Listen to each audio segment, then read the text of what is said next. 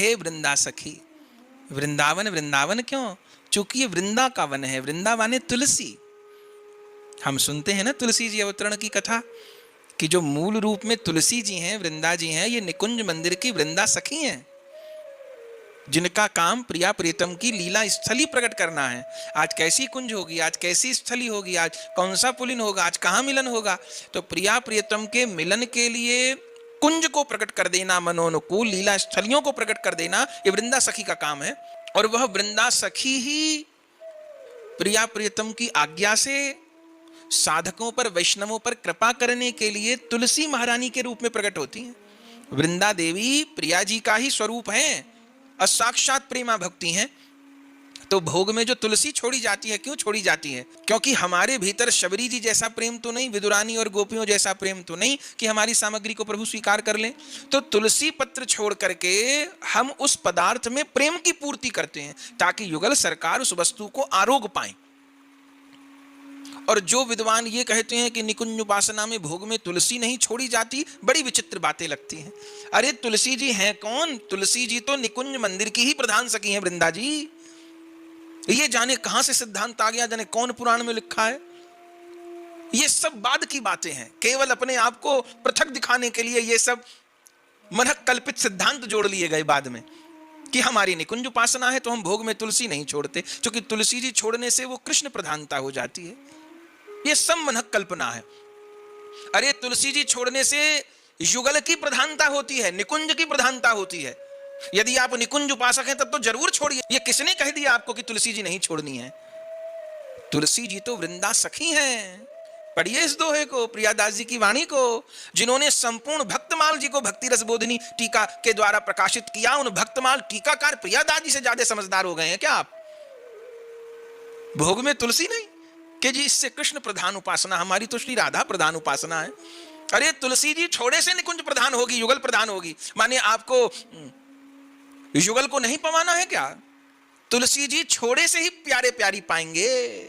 तुलसी जी छोड़े से ही उस भोग में वृंदावन रस की भावना आएगी। क्योंकि वृंदा सखी तुलसी महारानी वृंदावन देवी हैं। आप कैसे वृंदावन के उपासक हैं जो भोग में तुलसी नहीं छोड़ते? आप कैसे वृंदावन रस की बात करते हैं कि आपको वृंदा जी से परहेज है? ये कैसा अपसिद्धांत है? ये कैसी भूली भूली बातें हैं। इनको उपासना के नाम पर बोला जा रहा है, विचार नहीं हो रहा इन बातों पर। तुलसी जी तो वृंदा सखी हैं। वो जो जलंधर की पत्नी वृंदा का जो वृतांत है पुराणों में, वो तो माध्यम बनी है। जैसे श्री राधा, श्री विश्वभानु और कीर्ति जी से प्रकट भय। लेकिन इसका अर्थ यह है कि द्वापर युग से पहले श्री जी नहीं है, नित्य लीला में है, निरंतर है। तो ऐसे ही इस प्रकट भौम ब्रज में, इस प्रकट वृंदावन में, प्रकट जगत में उस जलंधर की पत्नी वृंदा के माध्यम से वृंदा सखी का प्रादुर्भाव हुआ है। क्यों? क्योंकि वृंदा सखी को वनस्पति रूप में प्रकट होना है ताकि वो सबको सुलभ हो पाए। और उन वनस्पति रूप में वृंदा सखी को प्रकट होने के लिए सामान्य मिट्टी नहीं चाहिए, किसी पतिव्रता के शरीर की रज चाहिए। इसलिए जलंधर राक्षस की पत्नी वह वृंदा, शीलभंग हुआ, पूरी कथा जानते हैं, वो उसका शवदाह हुआ और उसकी जो रज थी उससे वनस्पति रूप में श्री वृंदा देवी तुलसी महारानी प्रकट हुई जब बीज डाले गए मूल रूप में। पर वो तो उनका वनस्पति रूप अवतार है, मूल रूप में तुलसी जी कौन है? वृंदा सखी हैं। तो उन वृंदा सखी की कृपा के बिना कैसे वृंदावन रस मिल सकता है? तो आजकल तो पता नहीं कैसा फैशन चला है, कितने लोग तुलसी नहीं पहनते। अरे वृंदावन का नाम लेने की योग्यता नहीं है जिसके गले में वृंदा नहीं है। तुलसी जी नहीं पहनते गले में। ऐसे बड़े बड़े निकुंज उपासकों को देख रहे हैं अभी तो, तुलसी नहीं गले में, और सबसे बड़े दुनिया का अपने आप को निकुंज उपासक मानते, तुलसी नहीं गले में। तुलसी जी की अवहेलना करनी है, तुलसी कंठी न पहननी है, न दूसरे को कहना है, और अपने आप को सबसे बड़ा वृंदावन और निकुंज रस का उपासक सिद्ध करना है। ये पता नहीं कैसी, हमको तो कभी कभी लगता है यही कलयुग है शायद। हा श्री वृंदावन देवी वृंदा अति अभिराम। हे वृंदावन देवी अति अभिराम, आप निरंतर रूप से वृंदा देवी के रूप में विराजमान हैं।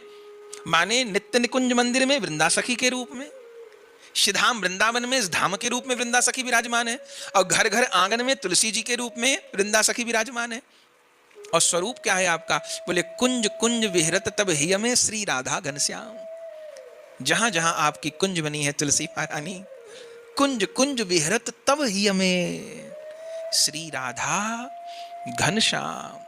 प्यारे प्यारी वृंदा सखी की कुंज में तो विहार करते हैं और कहीं नहीं। प्यारे प्यारी वृंदा सखी की कुंज में ही विहार करते हैं और कुछ नहीं। हरिदास ठाकुर जी का चरित्र सुनते हैं ना, और सेवा नहीं रखते थे, बस तुलसी जी। और कुछ ठाकुर जी की सेवा की व्यवस्था नहीं, केवल तुलसी जी का बिरवा, केवल उनका दर्शन करके उनको भोग अर्पण हो सकता है, क्योंकि तुलसी जी के रूप में युगल ही विराजमान है। जो तुलसी जी की जड़ है वह श्याम सुंदर है, और जो दल है वो प्रिया जी हैं। जो डाल है वो श्याम सुंदर है, और जो दल है वो प्रिया जी हैं। तुलसी महारानी में युगल मिलन है। कुंज कुंज विहरत तब ही हमें श्री राधा घनश्याम। इसलिए आपके कण कण में, पत्ते पत्ते में, डाल डाल में, कुंज कुंज में राधा घनश्याम विहार करते हैं।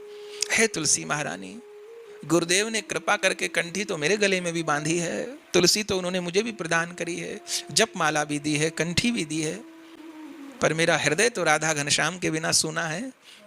ये कंठी भी तो आपकी कुंज है, और ये जप करने वाली माला भी आपकी कुंज है। और कुंज कुंज विहरत तब ही हमें श्री राधा घनश्याम, प्यारे प्यारी विराज रहे हैं कुंज में।